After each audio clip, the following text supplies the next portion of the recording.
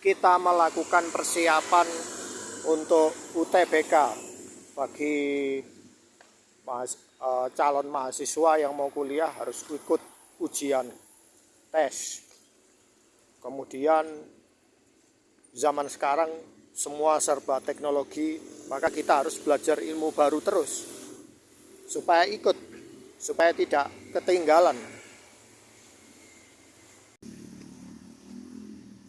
Saya harus mempelajari ilmu teknologi supaya saya tidak ketinggalan tentang informasi teknologi. Saya harus belajar komputer, saya harus belajar nyetir mobil, supaya saya bisa mengendarainya sendiri. Saya harus belajar ini dan itu supaya tidak ketinggalan dengan yang lain. Saya harus kuliah, saya harus kursus, saya harus banyak. Jadi belajar hal baru itu untuk menambah kita supaya kita tidak ketinggalan, dan itu dilakukan oleh banyak orang. Tapi niatnya tidak ada yang sama, ya.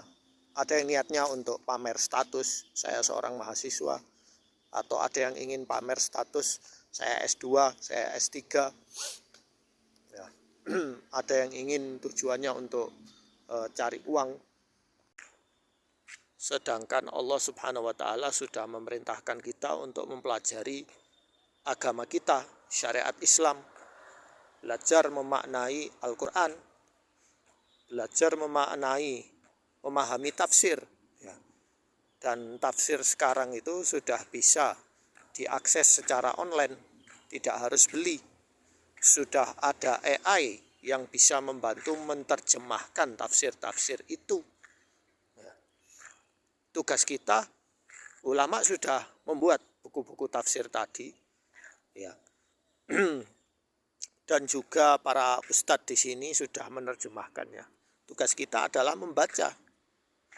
Misalnya membaca surat Al-Fatihah. Setelah selesai kita mempelajari artinya dan memahaminya, merenunginya. Begitu juga membaca surat Al-Baqarah dan yang lainnya. Saat kita selesai membaca berapa halaman, lalu lakukan perenungan, tadabbur, lalu cari maknanya, cari artinya, cari tafsirnya.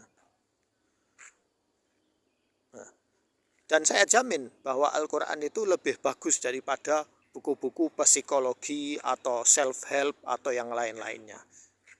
Itu lebih bagus, itu Al-Quran. Ini untuk orang-orang muslim,